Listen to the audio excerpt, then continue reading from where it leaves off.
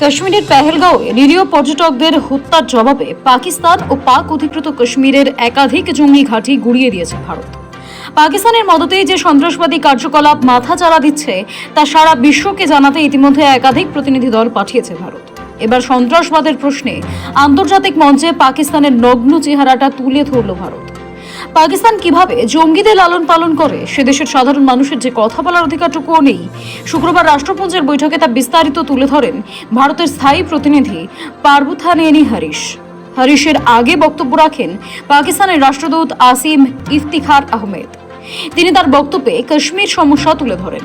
এরপরই জবাব দিতে উঠে পাকিস্তান কিভাবে সন্ত্রাসবাদীদের মদত দেয় তার পুঙ্খানুপুঙ্খ বিবরণ তুলে ধরেন হরিশ। রাষ্ট্রপুঞ্জে ভারতের তরফ থেকে বলা হলো যে দেশ জঙ্গি এবং সাধারণ নাগরিকদের মধ্যে পার্থক্য করতে পারে না, তাদের নাগরিকদের নিরাপত্তা নিয়ে কথা বলার কোনো অধিকার নেই। It is needless to mention that the terror entities have gained significantly enhanced capabilities by having access to new and emerging technologies which present us with new threats, particularly to the civilian populations. Mr. President, I am constrained to respond to the baseless allegations of the representative of Pakistan on a number of issues. India has experienced decades of Pakistani-sponsored terrorist attacks across our borders. For such a nation to even participate in a discussion on protection of civilians is an affront to the international community. Pakistan has repeatedly used a civilian cover to advance the cause of terrorism. We just recently saw senior government, police and military officials pay respects at the funeral of noted terrorists targeted by Operation Sindoor. A nation that makes no distinction between terrorists and civilians has no credentials to speak about protecting civilians. রাষ্ট্রপুঞ্জে Bharat এও উল্লেখ করেছে যে পাকিস্তানি সেনাবাহিনী চলতি মাসের শুরুতে ইচ্ছাকৃতভাবে ভারতের সীমান্তবর্তী গ্রামগুলিতে গুলিবর্ষণ করেছে, সাধারণ মানুষকে হত্যা করেছে, এমনকি ধর্মীয় স্থানগুলিকেও নিশানা করা হয়েছিল বলেও জানিয়েছে Bharat. Pakistani army deliberately shelled our border villages, killing more than 20 civilians and injuring more than 80. There was intentional targeting of places of worship, including gurudwaras, temples and convents, as well as medical facilities. To preach at this body after such behavior is grossly hypocritical. Let us be clear.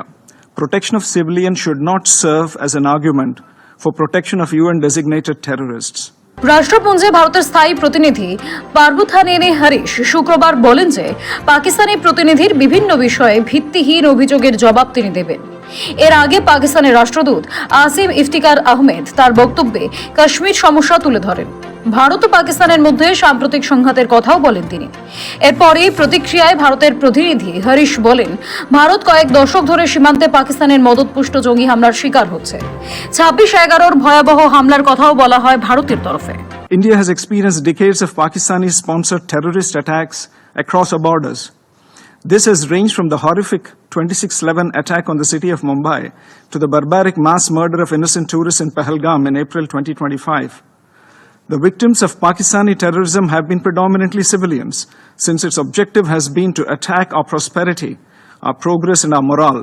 Pakistan কিভাবে জঙ্গিদের লালন পালন করে সে দেশের সাধারণ মানুষের যে কথা বলার অধিকারটুকুও নেই, শুক্রবার রাষ্ট্রপুঞ্জের বৈঠকে তা বিস্তারিতভাবে তুলে ধরল ভারতের স্থায়ী প্রতিনিধি পারবুথানেনি হরিশ। ব্যুরো রিপোর্ট, সময়, কলকাতা।